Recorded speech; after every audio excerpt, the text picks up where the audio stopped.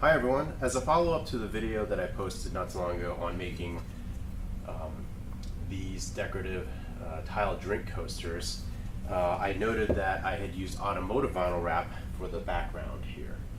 I did, out of that, have a lot of questions about automotive vinyl wrap, what it's used for. Obviously automotive vinyl wrapping cars, but there's a lot of other uses. As you can see, I've crossed it over here. But I wanted to kind of demonstrate the properties of automotive vinyl wrap and why it can be useful in applications such as making these kinds of things, or in the crafting world where you're using vinyl. There's some pros and cons to it, like anything else, and so I'll go over that, show you a couple of different kinds of automotive vinyl wrap, and how to, and some of the properties of automotive vinyl wrap that makes it different from your craft vinyls. Alright, so like craft vinyl, there are lots of different brands of automotive vinyl wrap. Some are better than others, at least subjectively and depending on who you talk to.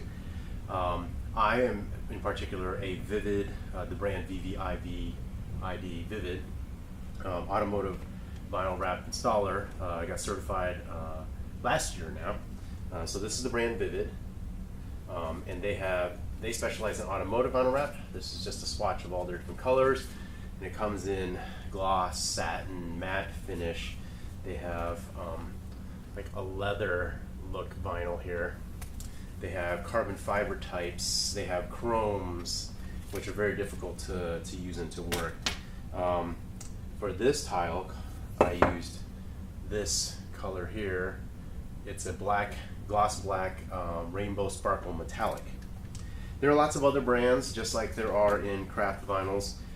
So Oracal actually is a big name in the automotive vinyl wrap, bigger in Europe than they are in the United States. So this is their color swatch here.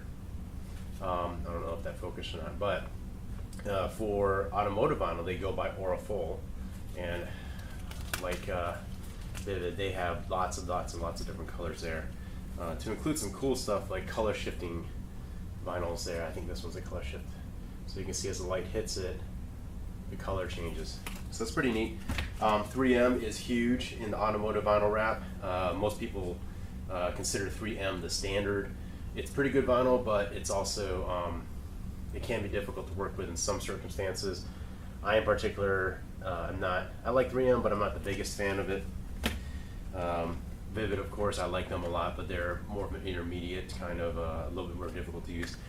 Avery Dennison, you may recognize the brand naming for making things like labels and stationery and things like that. It's huge in the automotive vinyl wrap industry. Tons of different colors there. I like Avery Dennison the best so far. Hexus is another big brand, bigger in Europe than it is in the United States. APA is another brand. They're pretty expensive. They're based out of Italy. And then there's this brand called KPMF. They're also kind of expensive, and believe it or not, these guys are out of Michigan.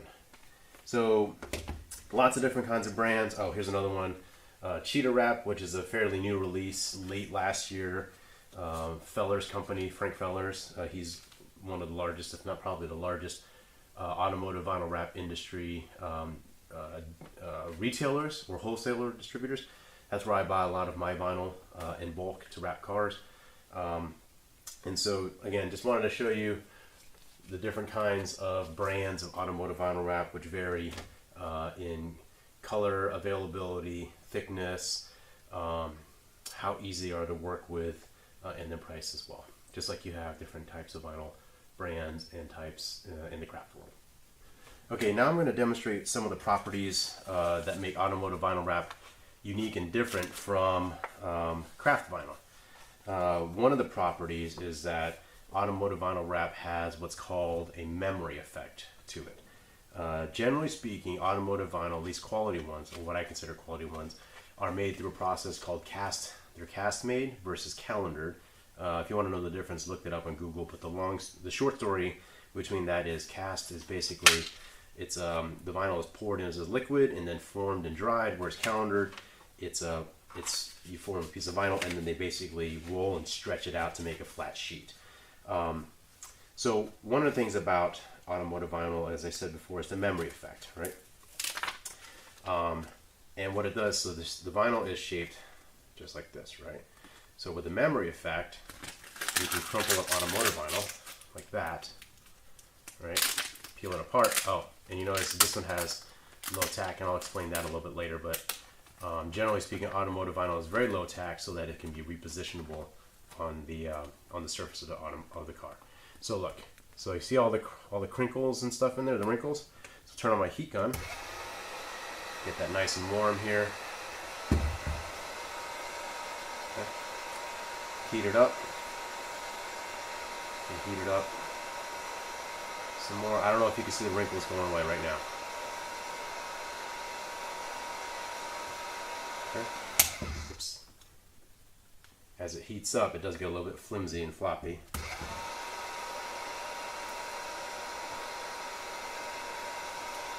Okay.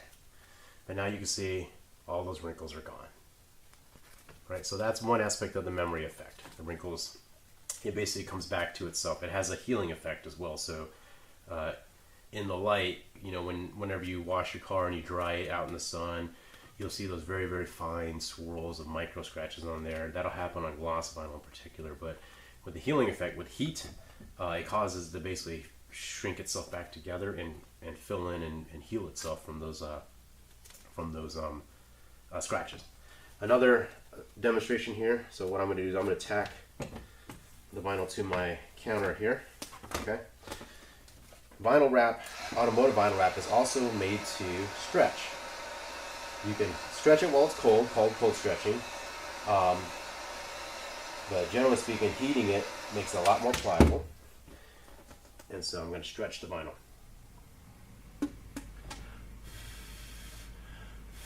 It was blowing on it to cool it off. Okay. So now you can see that I've stretched the vinyl. All right. Now we can give it a little bit of heat, and you'll see it shrink right back to the way it used to be.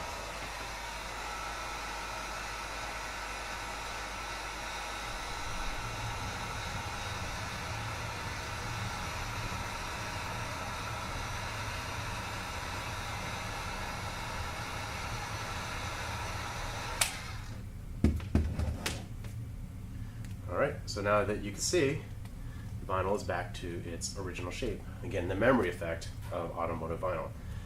There's no discoloration in there. Again, a lot of vinyls, craft vinyl, if you stretch it, it could discolor. Automotive vinyl can only stretch to a certain limit. So yes, there is a limit on how much you wanna stretch the vinyl.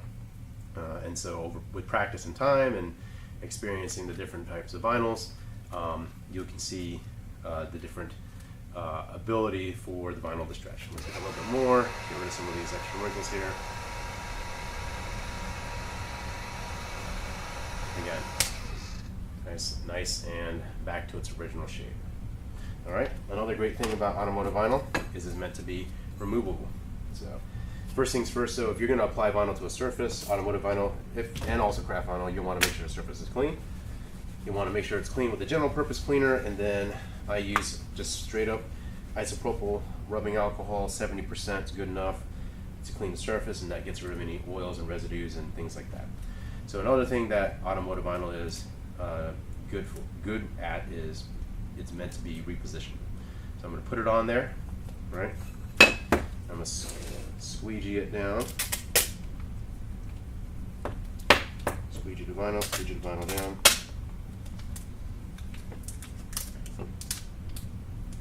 Okay, and so let's say I mess up. Oh man, messed up. Okay, pull it off. No issue, no residue. Pulled right off, as you saw. And then I want to fix it up like this. Okay, and then depending on how you pulled it off, if you didn't stretch or anything, you can just reapply it, just like that. Okay. See wrinkles or anything in the vinyl, again, use the memory effect to help you out here. Heat it up just a little bit. Okay. Let it cool, and then smooth that out, just like that. Okay. Now, I did say that automotive vinyl, okay, again, pulling it off, no issues. Now, I did say that automotive vinyl is stretchable, and so let's say I wanted to wrap the corners. So, here's an example of a tile that I wrapped the vinyl around the corners of it, all right? basically use the stretch for the automotive vinyl. And so put it down on the area that you want. I'm just doing this for demonstration purposes. And with that stretching effect, what you want to do is you stretch the vinyl over the corners. Didn't put too much there. Heat it back up to heal it. Again, stretch it right around the corner just like that. Smooth it down. Smooth it down just like that. Okay. Corners are a little bit tricky, a little bit tough. They're kind of they can be a little bit more of an advanced technique. So basically you can see that I've wrapped it around the corner just like that. Okay. Heat it to shrink it kind of back, and you shrink wrap it basically around the corner. Heat it just like that. Saw that it healed itself. Smooth out any wrinkles there. Smooth out any wrinkles there. Down.